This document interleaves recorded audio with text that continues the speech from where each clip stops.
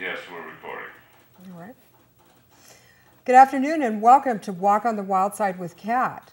We're here in Studio A once again, and I am very happy to be able to introduce our guest today, Miss Ebony Williams. She is a published author. She is working in a genre of erotica. Yes. And we're just going to say it. She has written, I believe, 2 books. 2 books, yes. And she's here today to let us know about her books, and she's also going to do a reading for us today here on Walk on the Wild Side with Kat. Yes. Very excited, very nervous. Well, don't be nervous, but thank you for coming today. We really appreciate it. And let's just begin by talking about your books, because that's really what we're here to talk about. Mm-hmm. And so the first one that when I first met you, which was a while ago, you actually came and saw us on the Duke and Cat show. Yes. And you let us know about your book at that time, and this book is called Alora. I'm going to hold it up. Thank you. And what is that a name? Alora It's the name of the main character. Yeah, and she has a broken heart, and she's trying to find a way to kind of get over that, ways to deal with that. So she meets a guy, and that's her remedy for the moment. So she's mending a broken heart in this book. Well, I did read this book, and I did enjoy it a lot. It's pretty steamy, and I like it a lot. Are you going to read from this book later, or I may read from that one, or I also want to introduce my new book, The Spot. They're both available on Amazon.com. So I want to introduce this one and read a little bit from here. Okay. So great. Yeah. And you have a name for your series. It's called the Open Legs. Open Legs series. Open Legs series. Lots of open legs in both books. So yes, yeah, I have 2 characters in this book, and they are both trying to make decisions on love, who they want to be with and why they want to be with that person. And they're also discovering different things about themselves as well. So, yeah. And when you started doing this type of writing, so first of all, do you do other types of writing besides erotica? I have done some different, I also have a blog, and on there it's not just erotica, there's some different poems and things on there. So no, not just erotica. Yeah. And what's the name of your blog in case people want to find you and follow you on your blog? It's My Expressions, and instead of an E for expressions, it's a 3. So it's myexpressions.blogspot.com, and I have different poems and different little short stories available on there as well.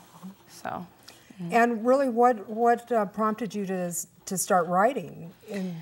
my mom, I lost my father at a young age, and a friend of my mom's gave me a journal, and she said, you know, write.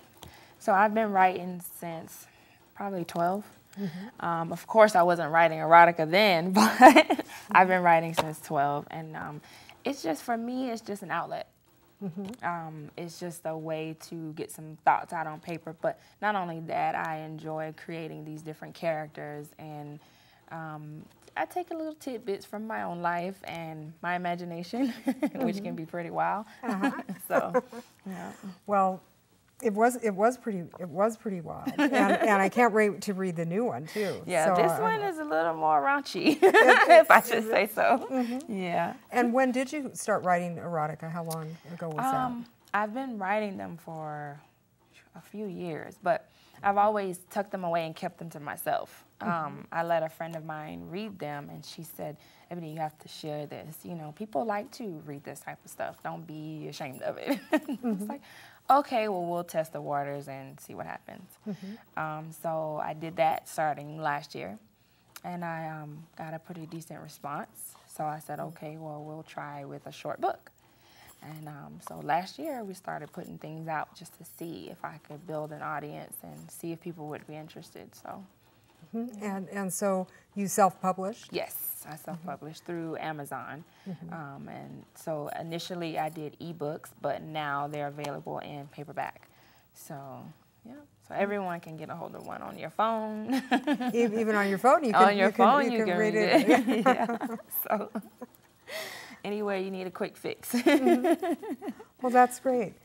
And you know, I don't know a lot about this particular field of literature. Did you research that before you started, or did you just get these stories came to you and this was the way your writing expressed itself, and then you decided to publish? I love Zane. She's a great author, and I always did my own little writing, and it was never really sexual. And one day I just started writing that way, and like I said, I kept tucking them away. You know, like, oh, I would let people read my clean stuff, but not necessarily my sexual poems and stories. But once I saw that people responded to it, then I continued to write more. But it just comes out. A lot of times it's influenced by music too. It depends on what I'm listening to. When you read my books, you can tell if I'm listening to some R&B versus rap. You know the difference. The emotion changes in the stories. So, yeah. That's very interesting. Yeah. Well, please let our viewers know again where they can find your books and your blog. Both books are available on Amazon.com, the Allura and The Spot, and it's by Ebony. And then I also have my blog is www.my3xpressions1.blogspot.com. And I'm also on Facebook and Twitter, so I'm all over the place. Right. Yeah, we can't forget to mention Facebook. Yeah. Well, let's hold these up again so Okay. maybe we can get a shot so we can see these covers, and then I'm going to get out of the way and let you read a selection for us from The Spot. Okay. So Ebony Williams, everyone, and the books are available on Amazon.com, and check out her blog. Thank you. Okay, I'm going to start out with Zoe. She's one of the main characters in The Spot. She is involved with her fiance, and she's also involved with Vonnie, who is a past love of hers. It had been weeks since Vonnie and I had seen each other in the park. We had been stealing moments with each other every day that we possibly could. Adrian had started noticing, instead of ignoring those calls, I would jump out of bed to catch them. He would constantly ask me, who was she? And I told him, an old friend. What he did not know was she was more than my friend. She was the person I was in love with. Vonnie and I planned to have dinner together to talk about the past and possibly a future. We had made reservations at Tomahawk's, our favorite steak joint. We wined and dined ourselves, talking about all the crazy shit we used to do. She was telling me about how she missed me and figured out that she could not be without me. It was late and the restaurant was getting ready to become a nightclub. Of course, I wanted to stay and dance. We hit the dance floor. Vonnie was holding on to me as if she never wanted to let go. The slower the music came on and we were grinding and grinning. The people in the club could not get enough of us. Adrian was starting to blow up my phone. I told Vonnie I had better call it a night. However, we had made reservations for one more place. We had decided to try this place called Orgy out. We pulled in, and the only thing on the sign was a big red O. Vonnie and I walked into the room, and there was pussy and dick everywhere. Kenzie told us this was going to be an orgy party, but I was not ready for this. There was chocolate bodies, caramel bodies, vanilla, red skin, light skin, everything you can imagine. We had signed up for a private session where we had picked our partners. The hostess was walking us to our room. She opened the door, and our two choices were naked on the couch. I had picked Chris. He was medium build, short haircut. Vonnie had picked a chick named Shay.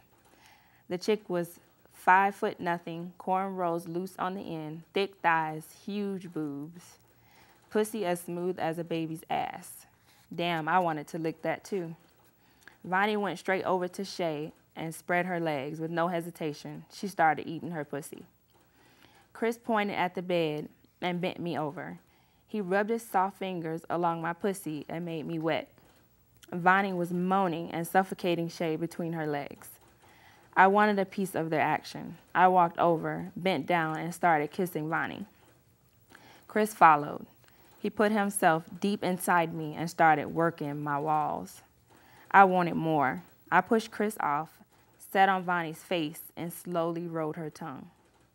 Chris walked over and took Shay's place and started fucking Vonnie. Shay was feeling left out. She climbed on top of Vonnie and straddled Vonnie's nipple.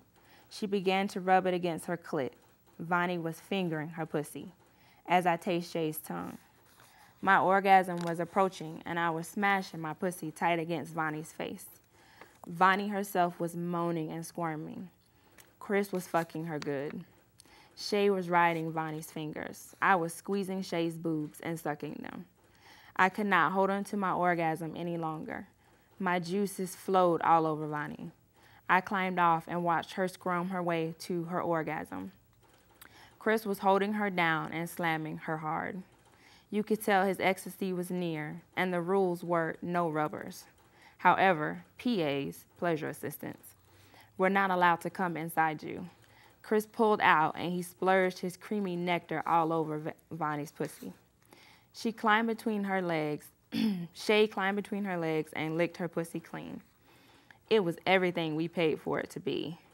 Vonnie said she was still not into dick, so the next time I better keep that dick for myself.